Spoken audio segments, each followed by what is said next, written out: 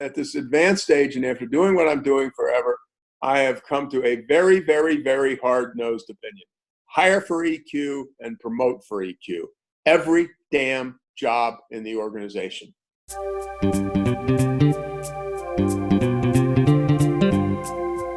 Hi, and welcome to the Innovative Mindset Podcast. I'm your host, Isolde Trachtenberg. On this weekly show, you can listen in on my conversations with peak-performing business leaders, creatives, and entrepreneurs. Every week, I bring you the latest scoop on what these incredible people do to succeed. Together, we explore how they think, what they do, and what inspires them to push their limits. Remember, if you have a question you'd like me to answer about creative thinking, innovation, or collaboration, head over to isoldet.com/question and ask away. If your question is chosen and you leave your URL, I'll tag you and your business to elevate what you do too. And now, let's get on with the show. Hello, and welcome to the Innovative Mindset Podcast. My name is Isolde Trachtenberg. I'm your host, and I'm really, really happy that you're here. And I am thrilled to welcome this week's guest to the show. Tom Peters is amazing. I've just spent the last few minutes talking to him, and he's amazing. But let me tell you a little bit about him. He's co-author of In Search of Excellence, the book that changed the way the world does business, and it's often tagged as the best business book ever. And I'm not kidding. 17 books and 35 years later, Tom is still at the forefront of the management guru industry. You could see my air quotes there, that he single-handedly invented. What's new? A whole lot. As CNN said, while most business gurus milk the same mantra for all it's worth, the one-man brand called Tom Peters is still reinventing himself. His most recent book is The Excellence Dividend, Meeting the Tech Tide with Work That Vows and Jobs That Last.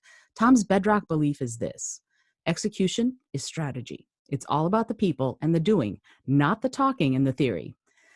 In November 2017, Tom received the Thinkers 50 Lifetime Achievement Award, and it looks like he's nowhere near done. Tom, I am so thrilled to welcome you. Thank you so much for being here. Well, thanks. It's a great pleasure to be here. I will tell you one thing about the award of that. I'm a great fan of Monty Python, and my wife and I were at a show in Boston, and they were selling T-shirts, and the T-shirt had black T-shirt, big white print, and it said "Not Dead Yet." And I said, I'm really thrilled to have a Lifetime Achievement Award, but I also know what it means. We want to give this thing to you before you're not around. But anyway, there it is. Now I can't help but I have to say I'm not dead yet. So I couldn't help that. Sorry. No. I must say, and with any luck, I won't turn half your audience off. I went to one of those events where people are asked, if you had to come back as somebody, who would you come back as? And you get Jesus Christ, and you get Winston Churchill, and Clara Barton, and so on. And they came around to me, and I really meant it. I said, mine is easy, John Cleese. There is nobody better as far as I'm concerned, and particularly the Department of Silly Walks. The Ministry of Silly Walks. Ministry of Silly Walks. Yes. Well done. My husband is a gigantic John Cleese fan and has met him. And Rich, my husband, used to be a clown in the circus. So, cool. Yeah. So that's John Cleese is his bailiwick. And you know this 1,000 times better than I do. I have read that the hardest job in the world is to be a clown. Everybody thinks a clown means clowning, but it means 180 degrees away from that. Nothing is tougher. I've read that 12 times. I would agree completely. And it's fascinating to watch him develop his work, because so much of it is about connecting with his audience and really listening to what they're doing and reacting and responding to that in the moment. And it's brilliant training for just about anything else you want to do. Yeah. Is try to be a clown first. It's incredible. Yeah. And when he listens to this episode, he'll love it. That. I have a good reputation as a speaker, and getting serious and beyond John Cleese. And this is an arrogant statement. I hope you won't hear many more out of my mouth. I think I am insanely good at reading body language. And to me, the essence of a speech is reading body language. and really getting to, and there are two things I feel: A, reading body language, and B, in a room of 1,000 people, I always give the speech to one person. I find the man or woman in the second row and they're nodding their head and so on. And fundamentally, they get the rest of the speech. I heard a wonderful story about that. I was doing something in Washington, and the guy who was handling me had been an advanced man for President Clinton. And he said Clinton would go to one of these big events and he'd be sitting on a stage with 3 senators and 2 governors and talking about something.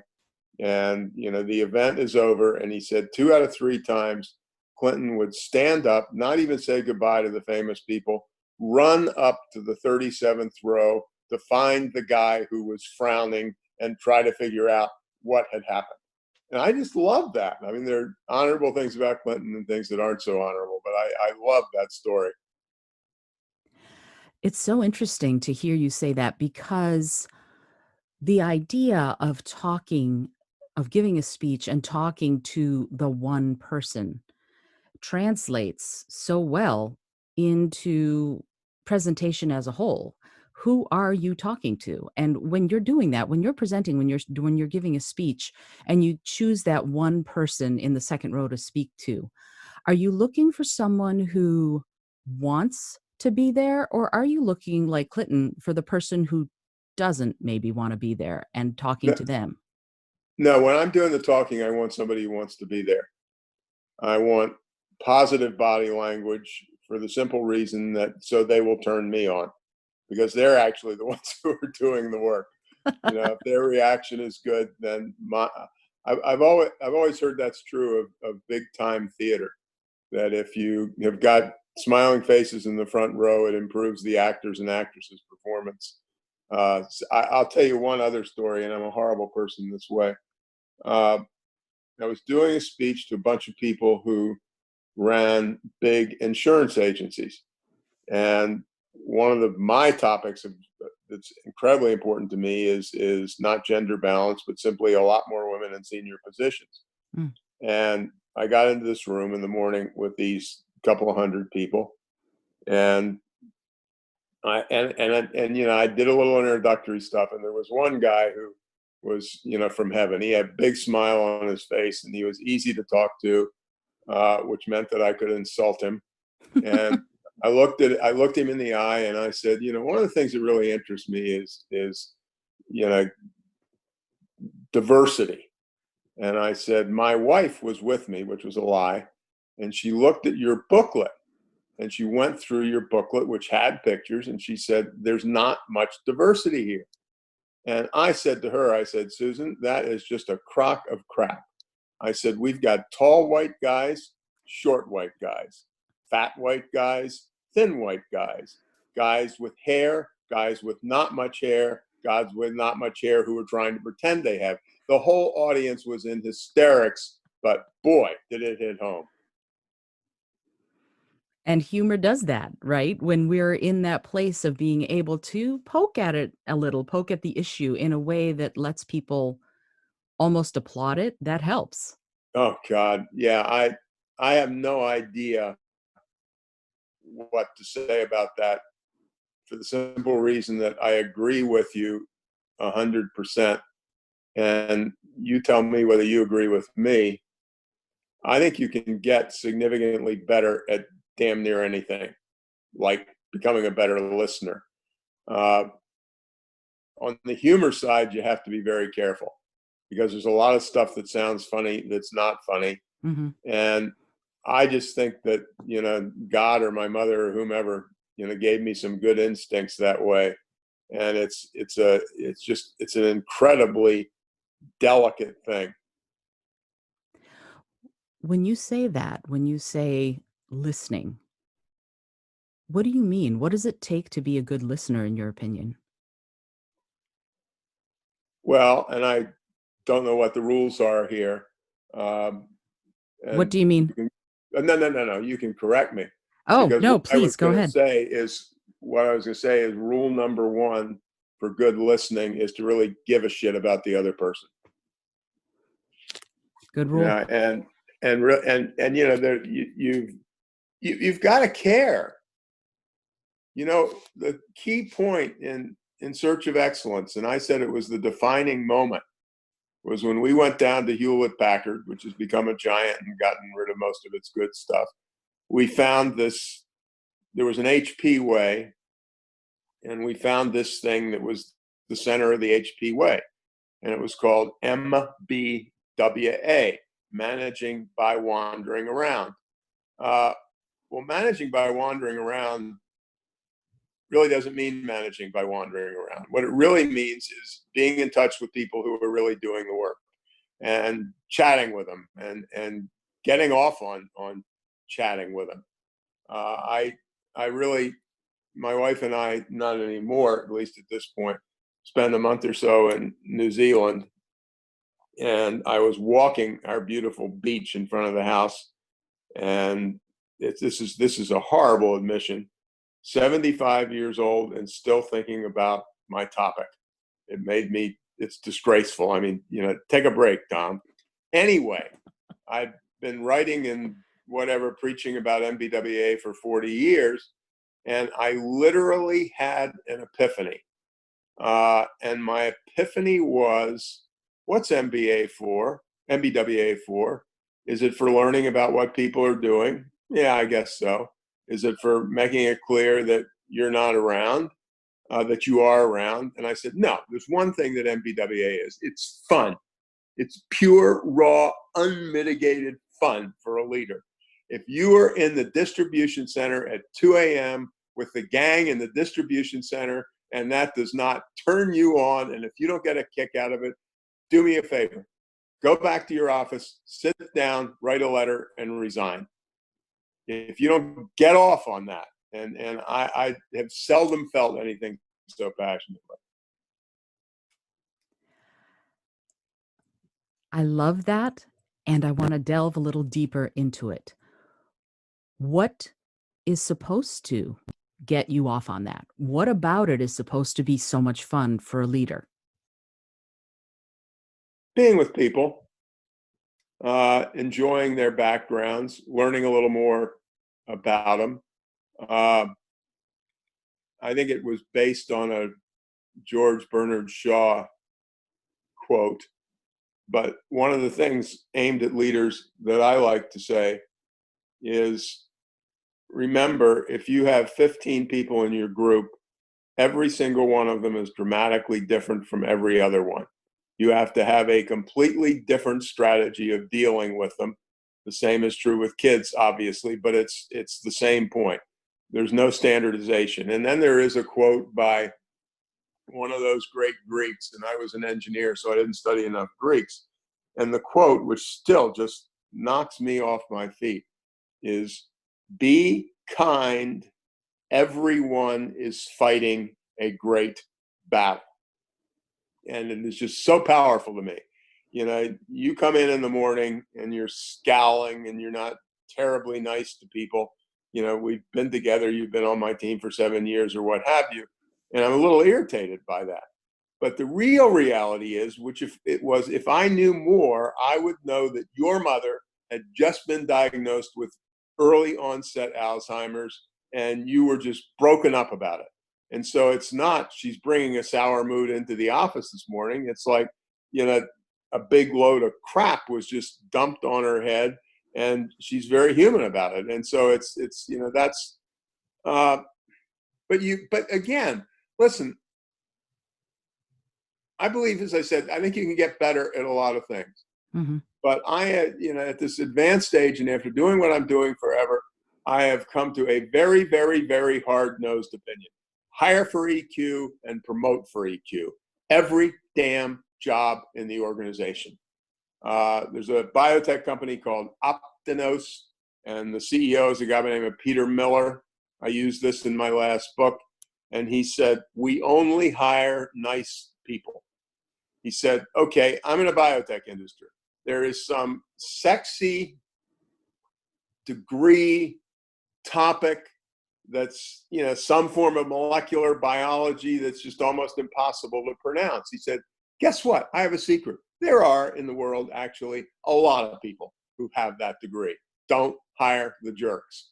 And, then his one-liner was, I really believe in my group, which I think was a couple of hundred people, that, one rotten apple can really make a mess of the barrel. So, and there's one thing, and I wish it had been in my last book, but it was a little too late. It's a wonderful thing, and I urge everybody who is listening to us to look at it.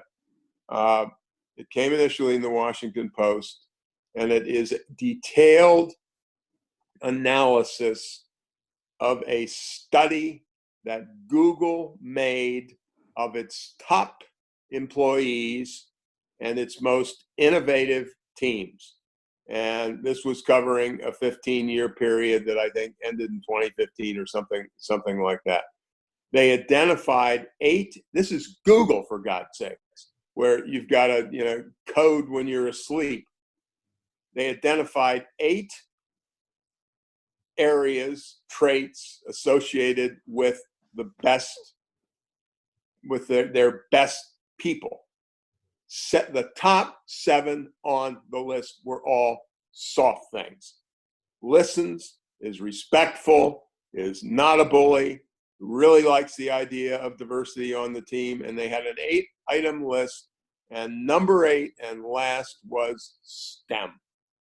And then they did the innovative teams. And Google is one of those horrible places that grades people as A players and B players, which makes me almost want to vomit on my iPad. I mean, there's no better tool for demotivating 50% of the population. At any rate, they do the same study of innovative teams. And all this stuff was just so black and white, it's unbelievable. The B teams always, be careful, Tom. The B teams almost always outperformed and were more innovative than the A player teams. And again, they did their list of 8. And again, the top 7 were all soft traits. So you can be at Google, you can be at a biotech company, hire for EQ, and for God's sakes, promote for EQ. Do not ever promote any human being into any leadership position who demonstrably doesn't get off on people, who has a record of getting off on people and helping people. Just don't do it. And scene. That was it. Thank you so much. No, absolutely. I agree completely with everything you just said. And it's fascinating to me when we think about the biotech company you were talking about in your book, that he not only did it from the top down, he did it from sort of the bottom up, if you will. He took prospective hires around to 15 different people, and any one of them could say, no, I don't think this person would work here. Yeah. And I love that everybody feels empowered to help with these decisions. And I don't know if Google does that, but because they're so huge, but still that idea to me of empower the people who are doing the work to be the decision makers, that is so powerful. And so when we talk about that, when we talk about this idea of empowering the people who do the work to be the decision makers and promoting from within, what would you say the steps to doing that? If you're a leader and you wanted to start that, what's the first step? What's the second step? How might they do it? And I think you can do this either with the phone or with Zoom, because one has to be careful in making points like this. Get to know each of them, learn about them. My smart aleck but dead serious line is that if you are a leader of a 10-person group, and if you do not know the names of all of the children of those 10 people and what grades they are in school, then you're not my kind of person. But you need to learn, befriend is not the right word. I mean, it's respect, for God's sakes. It's I want to know, I'm not trying to intrude, and you don't have to tell me about your, whatever speeding ticket. But I want to, we're trying to do something serious here, and it would really be helpful if we kind of knew each other. And I just want to know more about you. I just want to chat with you. Mm-hmm. And I'm going to take you to lunch, and I'm going to chat a little bit. There's a guy by the name of Harvey McKay who wrote a management book called Swimming with the Sharks. And when he was hiring somebody, it was in Minneapolis. When he was hiring somebody, the last step was he took them to a Minnesota Twins game, and because he wanted to see how they behaved in the real world. Mm-hmm. And and you've got to be. I know I'm a broken record, and I don't care. You've got to get off on being around people, and I need to learn about you. I'm not digging into your life story. I don't want any of the gory details, but I just need to know about you. And once I know about all 15 people and maybe create some social situations where they can learn more about each other comfortably, then we can talk about this quote unquote pragmatic stuff. But first of all, we've got to, there was a one liner from the great football coach, Vince Lombardi. And some people listening to us, including you listening to me, might say it goes too far, but I really like the spirit of it. And Lombardi said, and boy, I do believe this. Lombardi said, you do not have to like your players, but you must love them. And I feel that's the same way. And, obviously you can, love is a tricky thing, but I got to really get off on you as a human being. And then, holy smokes, we can move mountains together. But it's just, I don't know what to say about this. I don't know what there's a wonderful book, the name of which I can't remember. It's quoted in my last book, and it's an entire book on hiring. And I've said, relative to a leader, can you honestly say that you are a genuine expert on the topic of hiring, because nothing is more important? I know you're an expert in computer science, or I know you're an expert in materials because we're working for that kind of a company. Damn it, you're a leader now. And the issue is the things that you do that are important are people things. And have you read 11 books on hiring? Listening is the same way. I know it was my last book or next to last book where I had a bibliography of 20 books to read on the topic of listening. You can study stuff. You can get better at stuff. You can practice stuff. But I just got to know the team, and we have to get off on each other. And I don't mean, going out and have 7 bottles of wine and 3 Manhattans every Friday evening, though with the wine part, we used to do that at my company, but we were in the middle of wine country in Palo Alto. But it's got to be a group of colleagues. And that doesn't mean I have to be soft on you. I can actually be 10 times tougher on you when we're good buddies than I can when I really don't know your innards and don't know if you're fighting that great battle and so on. And see, to me, everything you just said, it is a sort of friendship, because even if it's not the kind of friend who's going to help you move bodies, if you will, it's the kind of friend who you watch out for each other, and you've built a community. Yep. You've built people who want to work together. And it's interesting to me that you said, I don't know what you call it, when you were talking about this being into people. I feel like that's curiosity. Being curious about who they are, not intrusive, but curious. And it feels to me like that's one of those soft skills. Yeah, I like that. That would be part of that. What do you think of that? What is your thought on curiosity being one of those skills that not only employees need to have about their jobs, but leaders need to have about the people that they work with? Well, I would say 2 different things. In the old days, I don't know if they do it anymore. The last page of Vanity Fair magazine was a little interview with somebody famous, and they'd ask you 10 questions, and it would be a 1-pager. And Mike Bloomberg was still mayor of New York at the time. And they said to Bloomberg somewhere along the way, what would you say is your most distinguishing trait? And there it was in print in Vanity Fair, 1 word: curiosity. Has to know about stuff, has to know about people. I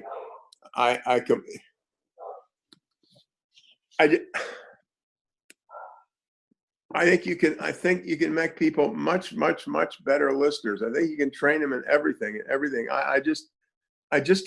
I'm not as sure as I was when I was arrogant long ago, 5 years ago. I think I have to mostly hire for that.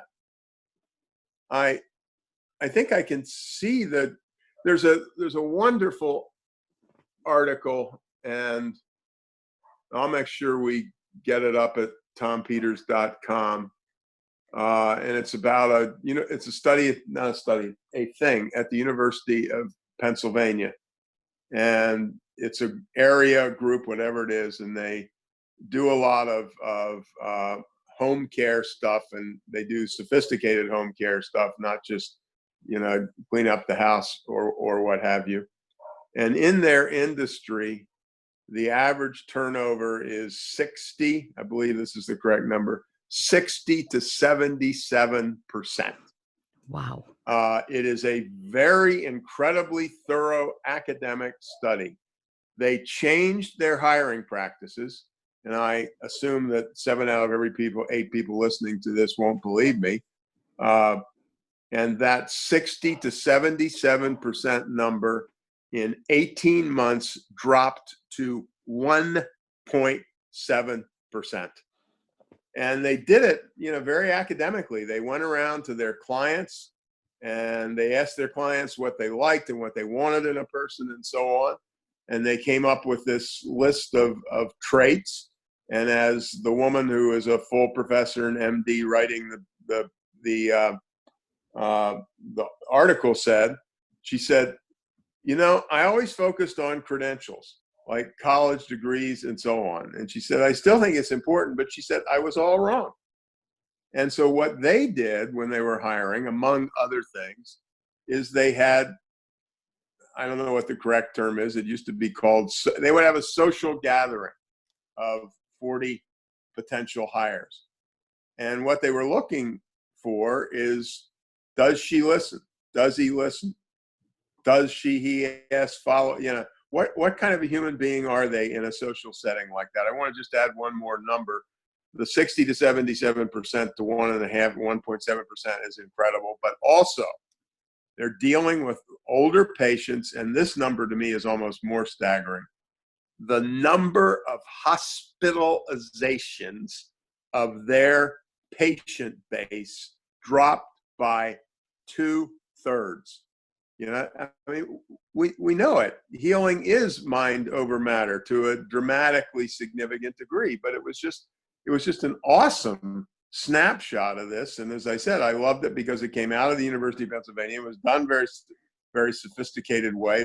None of this is anecdotal in the least. It's enough hard evidence to sink a ship. So I don't know whether you can train it, damn it. I don't know. What do you think? You've been doing this not as long as I have, obviously, but you've been doing this for a long time. I think I can help you get a little more sensitive, but if you've got a low EQ, I don't think I can turn it into a high EQ. That's an excellent question. And it's interesting to me. My sister is a doctor. She's head of residency in the dermatology department at the University of New Mexico. And I'm helping her with a project right now. And this is something you might find interesting. We're working on the next crop of residents, how to attract the people she wants as her residents at this one academic dermatology institution in the whole state of New Mexico. And we were talking about, what is it that you want? I asked her, who is the perfect resident? And she said, someone who cares about the patients, someone who wants to work with underserved populations, someone who wants to work in a diverse community, helping people. And I said, then let's ask for it. Let's see if we can attract those people to apply. And it blew her away, and I think it blew her boss away to start thinking in those terms, that we want to reach out for those people who will hear that, working with people, helping people, working with diverse populations, and get sparked and get ignited and inspired. So I don't know if you can train it, but you can certainly look for it if you see You what I can mean. certainly look. By the way, I just want to say, that I know this is an interview of me, but that story alone was, worth the hour of time that I've committed to this. I just love it. I love, and the part I really loved in a way was she and her boss, I'm not sure exactly the words you use, kind of being surprised about it when they thought about it. And, one of my big things is I want to, and I've understood that medical schools are maybe moving this way a little bit. Empathy ought to be part of the admissions process, because it is, damn it, true. It's Hmm. people who are kind of desperate to have the patients in their charge gets better. And they're, God, every point we're talking about could be a million hour discussion. I read an article that made me want to barf a couple months ago. It was a big study done at Massachusetts General Hospital, MGH, which is one of the top ones in the country, and so on. And the nurses now are at bedside with a tablet where they are entering data, and they measured it. And nurse eye contact since the tablets were issued has gone down 70%. Hmm. And eye contact is healing. And there is, again, enough Harvard, Princeton, Yale, Michigan data to say that it's healing. And then the other part, if you just are in the business of being pissed off at healthcare, which I am half the time, the nurses are entering data 70% of the time or something when they're standing next to you. And then, charming of all things, almost all the data they're entering has to do with billing. Oh, Who gets charged for the extra straw that she used? I mean, excuse me, I was an old Navy sailor, and several words just went through my mind, which I won't use, but none of them are anything other than truly offensive. Anyway, that's not our point on that one. The point is that I love what your sister is doing. I think professional schools, business schools, engineering schools, med schools, law schools, but engineering, med, and business are my three big targets. They need to put the soft stuff at least equivalent to the hard stuff, and they just don't do it. I spent a lot of time on healthcare stuff on patient safety. And the patient safety things are awful. A couple 100,000 people a year in the United States unnecessarily killed by patient safety problems. And there's a sports term called unforced errors, which means you make the error all on your own. And 90% of the things which caused the unsafe practices were simple things like washing your frigging hands. But it's not the culture. And when there's a guy named Peter Pronovost who invented the checklist, et cetera, et cetera, et cetera. That's a long story too. But fundamentally, the essence of changing things is empowering the nurse to say to the egocentric doctor, you didn't wash your hands long enough. And woo, that in healthcare is a big deal. But you need to get that into the culture. But no, I love, just tell her you were talking to some old dude and he said that what she's doing on this thing is one of the most wonderful things he's heard in a long time. And it really is. I just love that story. I'll let her know for sure. She'll be thrilled. I was just telling her about the fact that I was going to interview you, and I can't wait to listen to that episode because she is a leader. She's sort of been thrust into being a leader over the last few years because she left a practice to become an educator, and she's soaked up your work. So she'll be very thrilled to hear that you like what she's doing. Oh God, yes. I think it's fan, because it, fits so well with that University of Pennsylvania study where they got the turnover down and the quality of the work. Yeah, I think it's great. And Tell her she's got to do it. I And, absolutely. and you and I will. I mean, I won't do any of the work. You'll do all the work, but you and I will co-write an article about what she's done. I will love it. I will do it. Absolutely. It's a date. It's interesting to put the final punctuation point on what you just said about UPenn.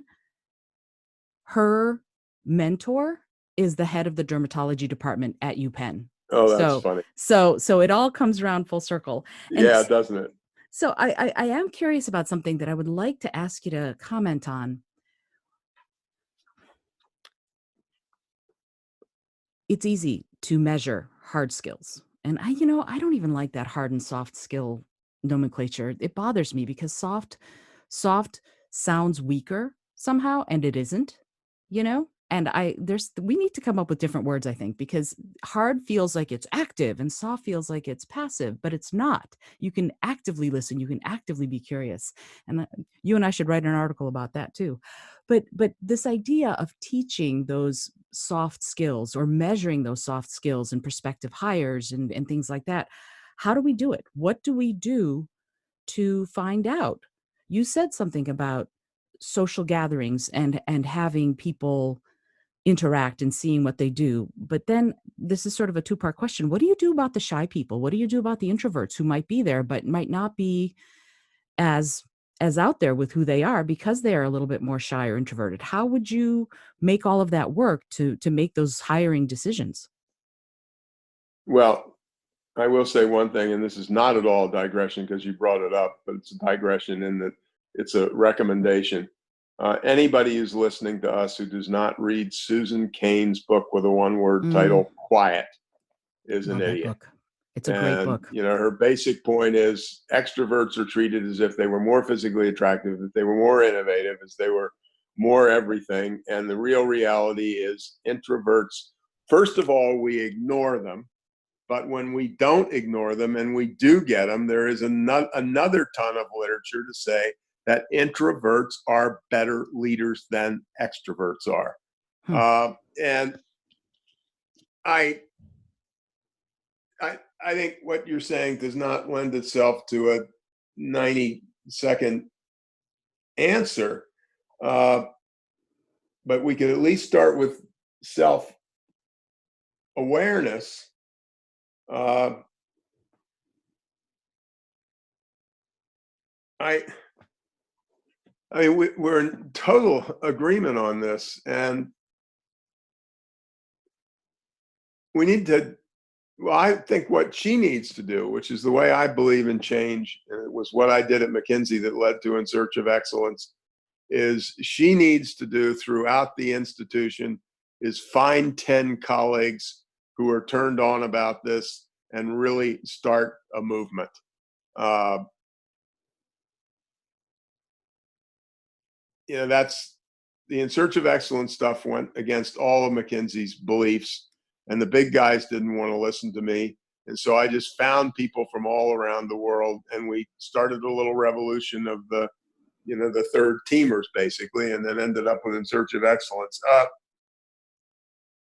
think you start by getting your leadership team of 5 people together, 6 people, 7 people, and saying, we're really blowing it on this. We're blowing it on this soft stuff, which is the real hard stuff. Let's sit at this table, and we all have high IQs, or we wouldn't be in the damned room. Let's make a commitment to each other that we are going to become academic students for the next 12 months of this topic.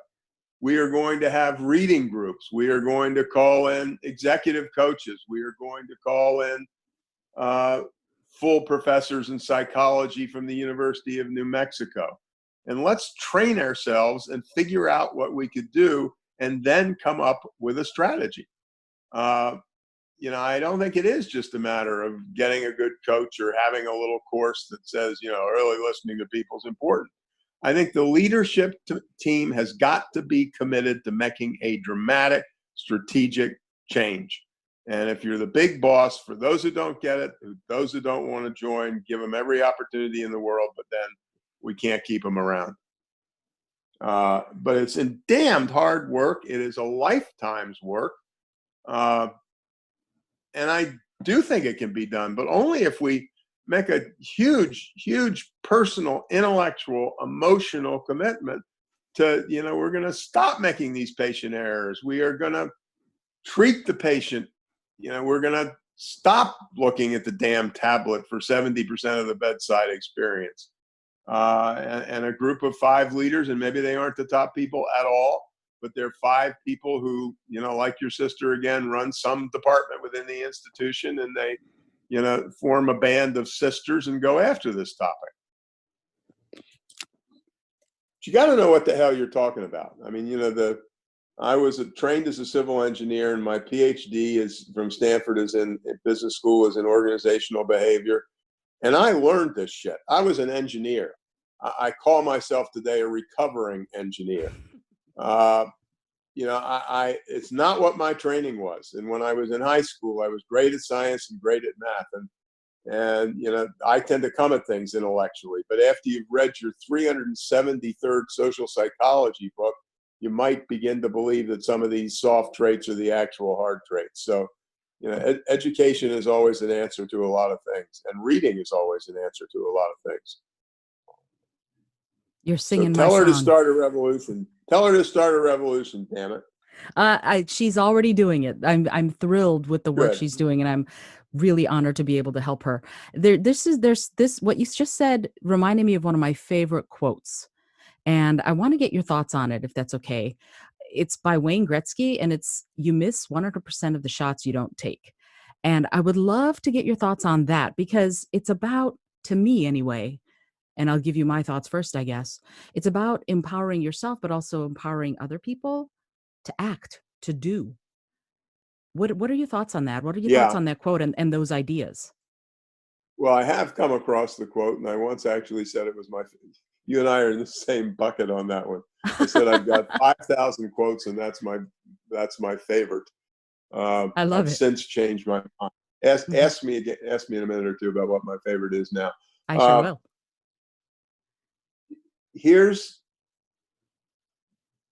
I have said that the essence of innovation is what I call WTTMSW. And what that means is whoever tries the most stuff wins. It's experimenting and trying. There's a problem, and it's the same damn problem we've been talking about for the last half hour. If you want people to be trying stuff, if you want people to be screwing stuff up because they made a little extra effort and it didn't work on the first or second time, you have to have a culture which supports it. And you, among many other things, you cannot get sucked in by the extreme metrics bullshit. I just hate that. And I get to hate that. And I don't know whether you get to hate that, but I'm allowed to tear people apart. I've got 4 degrees from leading institutions, and every damn one of the degrees is a quant degree. So you ain't talking to a philosophy major, dude. I know this stuff, and I know its limitations, and mainly I know its limitations. But the Gretzky thing is a culture issue. It's a culture issue. I wish it weren't. I wish we could have a 1, 2, 3 formula. It's people who get off on trying things. It's giving somebody a little prize for something that they screwed up beyond belief. But it was really, there was a guy who was a successful Sydney, Australia business person who I've quoted, and he said, "I have 6 words which have made my success. And the 6 words are reward," and listen to these carefully, or our listeners, please listen carefully. Reward excellent failures, punish mediocre successes. That's a strong damn statement. Wow. Let me tell you what my favorite quote is. Yes, please. Because we haven't got a million years. My new favorite quote comes from a movie director by the name of Robert Altman, and he won a Lifetime Achievement Oscar. And this sentence is out of his acceptance speech, and listen carefully. And director is obviously any leader, any manager, any group of any size. The role of the director is to create a space where the actors and actresses can become more than they have ever been before, more than they have ever dreamed of being. And that, my friend and friends, is the essence of leadership. I once said that my definition of leadership is that the leader has to be in total pain if people are not connecting and growing, and he's got to be angry at himself, and he's got to be sad, and he's got to be working on it, but he's determined that people are going to grow. There was a wonderful thing, a guy who he was actually chief operating officer of the giant insurance company USAA, and he sent something to somebody who sent it to me, and he graduated from the U.S. Naval Academy, and he came aboard a new ship. He was a youngster. He was 23, 24, what have you. And the commanding officer sat him down, and I don't know whether I can say this right because it has to be understood carefully. He sat him down, and let's say his name was Joe. He said, "Joe, I will assume that you can do and do well all of the things associated with your job."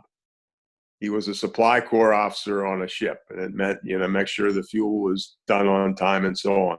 He said, "I will assume that you will do all your work well. 100% of your evaluation will be the degree to which the sailors who work for you come out of the experience of being with you as better people. They got a promotion in the enlisted grades. They went back to school to take a couple of courses." Some youngster who was a 19-year-old dropout, but he said, "That'll be 100% of your evaluation. The stuff, the work," he said, "for God's sakes, you're trained in it. You'll do it well. I ain't interested in that." And I just loved it. I mean, it wasn't like 90-10 in terms of the evaluation. The evaluation will be on how you have helped your people develop. And of course, then my response to that is, and that's the only thing there really is, because guess who does the real work? And it is those people. If they're getting better, your work is getting better automatically. Rising tide elevates all boats, right? Yep. So I know, because I would love to talk with you for the next 14 hours. I realize that we only have We're down to our last we're down to our shot. last minute. Yeah. And I if I may ask you two more questions, I would love to do that, if that's okay. And I will try to give you short answers for the first time in an hour. No, you take your time. Okay. So the first question is, what are you curious about right now?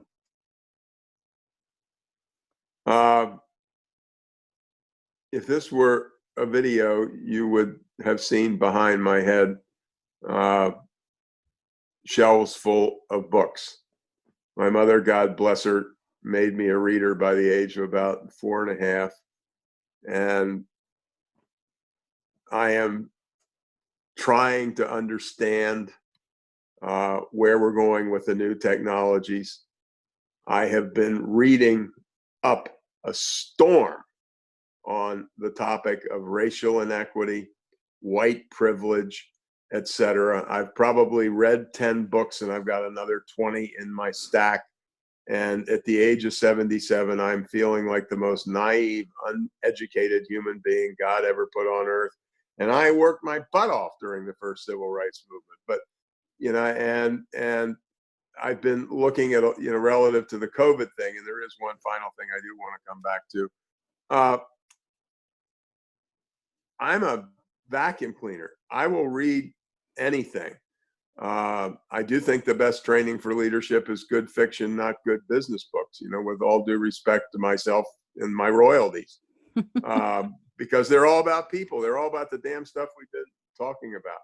Mm-hmm. So a lot of technology, a lot of race stuff. I don't know who's listening to us or what have you. And, maybe this will turn some people off. And if it does, tough.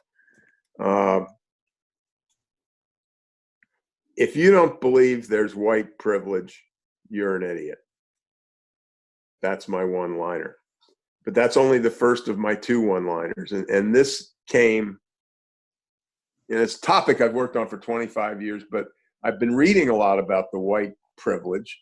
And I thought, for God's sakes, Tom, look at what you've done for the last 25 years and what you focused on.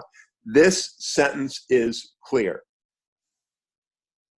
If you, and I'm talking to the boys who are listening to us, if you do not think there is white male privilege, you are an idiot. The number of things that have happened to me that are positive that didn't happen to you, or my colleague Shelley, who's listening in on this, are so numerous. Because 90% of the damn stuff is subtle, and I'm just screaming as I am here on that topic. We need to work on this thing, and it is bad. And I'm not even sure it's gotten better in the last damn 100 years. We are getting better on the women's stuff. Certainly, the civil rights movement in the 60s was incredibly important, but there is a long, long, long, long, long way to go, and it starts with awareness. And believe me, I'm incredibly lucky to be here, but the first streak of luck that I had, which was the most important thing, I came out of the womb as a white male American, and the rest of it was easy. I appreciate your words very much. I really do. Wow. And I don't have any, I could ask follow-up questions, but really, thank you for that. I appreciate what you just said very much. Well, thank you for that. I mean, it's just, I'm sitting here, and if we had the camera on, I'm tearing up because it's just such a huge thing. Let me add one kind of final thing. I've been doing a lot of stuff on leadership and at the time of COVID, and so I have developed my leadership 7, and my leadership 7 in the age of COVID is: be kind, be caring, be patient, be forgiving, be present, be positive, walk in the other person's shoes. And these ain't normal times. And in these times, well, and the thing that I like to say, which a lot of people agree with me, so it's hardly an original thought, to every leader who is listening to us, what you have done in the last 4 months and what you will do in the next 4 months, regardless of your age, defines the success or the failure of your entire professional life. This sort of thing comes along once every 100 years, so you ain't going to get another one most likely. And the way you behave right now, and I really think we can go a long way with be kind, be caring. There's one other thing which is associated with that. David Brooks is the New York Times columnist. And there was a column which I just adored. I like a lot of his stuff, disagree with some. But he said, there are 2 kinds of virtues. And the 2 kinds of virtues are resume virtues and eulogy virtues. The resume virtues are: he was an honors student at the University of Michigan or Virginia or Harvard or Princeton or what have you. He was promoted 5 times in the first 10 years. He started his own business, et cetera, et cetera.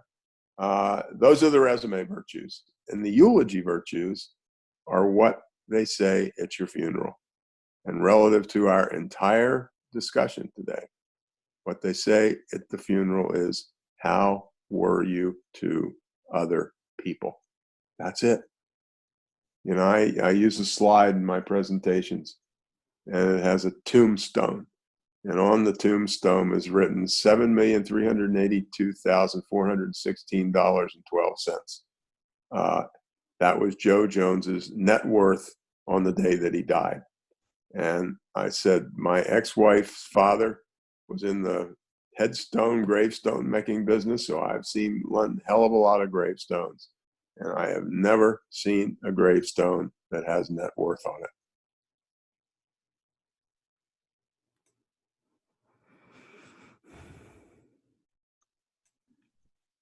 Again, I don't have anything to say except thank you, because you're absolutely right that the way we treat each other seems to be something we don't pay enough attention to, but in the end is the most important thing.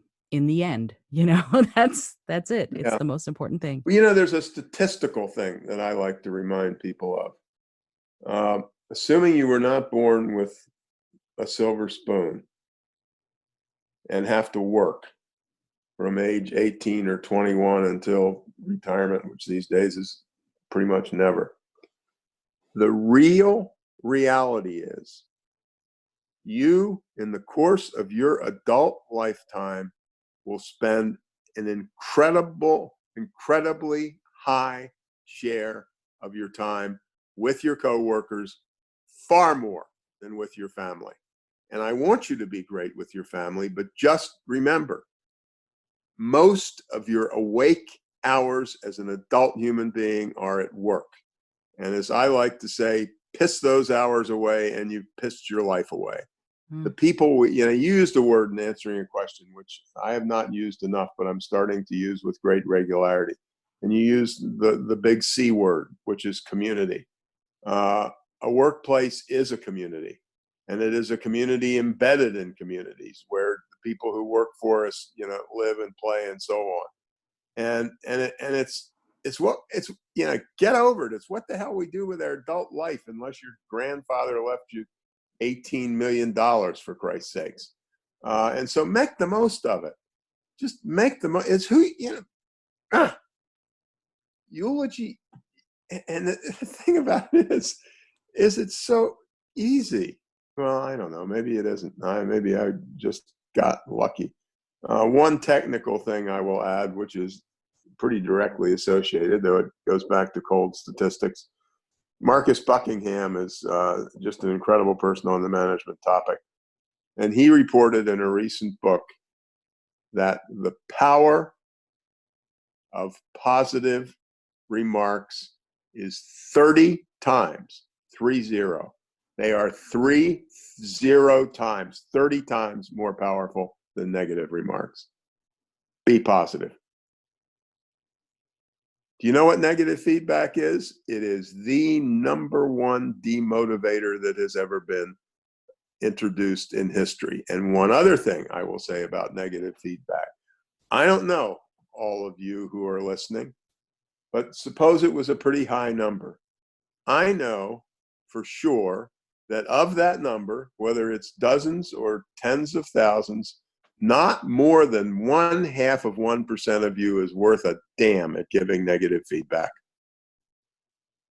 I'm not telling you never to do it. I'm just telling you, frankly, excuse the language, you are shit at doing it. You don't know what you're doing.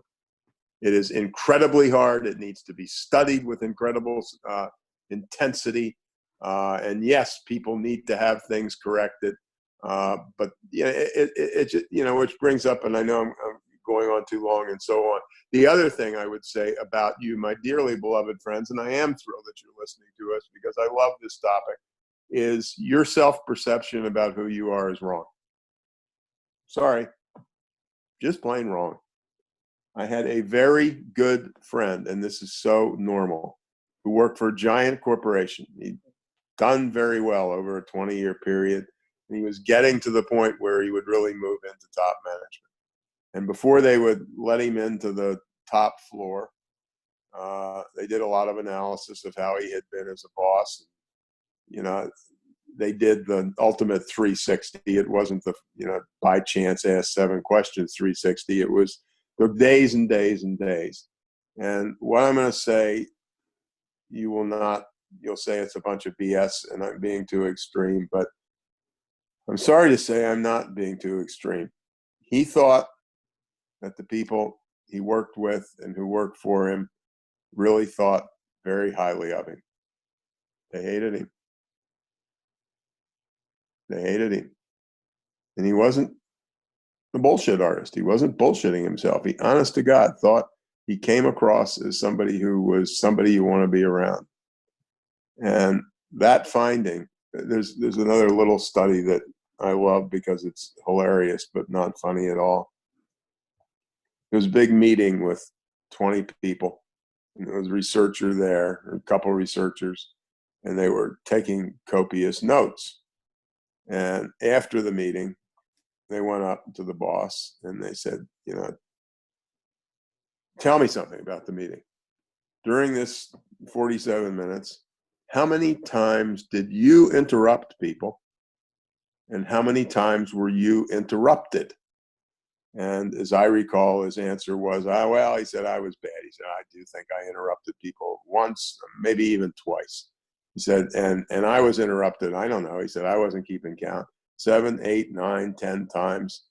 And the researcher said, and he had a little aside on this, it wasn't part of the research report. He said, the guy got the numbers right. He just had them assigned to the wrong thing.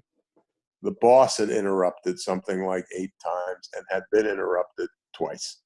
And the point of it, my point relative to what I had said before, is the boss wasn't trying to be a bullshit artist. He, honest to God, thought he hadn't interrupted and had been interrupted all the time. Your self-perception is awful. Work on it. Anyway, we don't have much more time. This has been as lovely an hour as I can remember. And I have had fun with 2 incredible people on this talk. You, and at least as important, your sister. Bring her into the conversation was a real plus. Always nice to have data and have somebody's sister, right? Absolutely, and by the way, she's the best. You can also tell her that I wrote in the tweet one time that, and when we're going through this COVID thing, that there should not be one male in the entire country who is allowed to be the chief executive officer of a hospital. Some women are jerks and some men are saints, but statistically speaking, when it comes to interacting with their fellow human beings and caring about it, the female gene pool, is much better at it. So no more female CEOs. Sorry, no more male CEOs of hospitals. And, looking at what we're looking at around the world, we also don't want any more males to be in charge of countries either. That statistic astounds me. The country one, it just astounds me. It's hilarious. It's so astounding. Yeah, I normally have one last little question that I ask, if that's okay, and it's a curious little question, and I think you've given so many little bits of this answer already, but I'm going to ask it anyway. And it's this: if you had a plane that could skywrite something that the whole world would see, what would you say? Well, you're right. I gave you the answer. Be kind, be caring, be patient, be forgiving, be present, be positive, walk in the other person's shoes. How about that?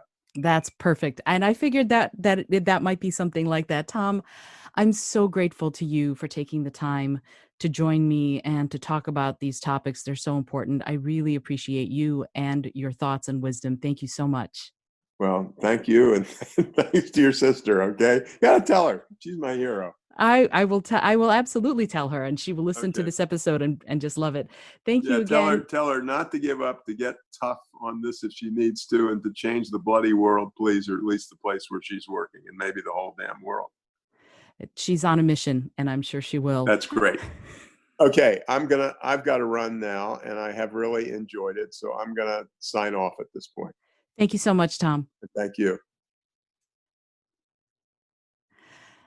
This has been the Innovative Mindset Podcast. I'm so grateful to Tom Peters and Shelley Dolly for helping put all of this together for this incredible hour. What an amazing conversation. If you've enjoyed this, you will need to go and get all of Tom's books and look up some of his videos on YouTube. I'll put a whole bunch of stuff in the show notes so that you can see it, because he's obviously so wise and has such important things to say today and tomorrow. Please listen to him, find his stuff. You will love it. And until next time, this is Isolde Trachtenberg for the Innovative Mindset Podcast, and reminding you that we can all be kinder.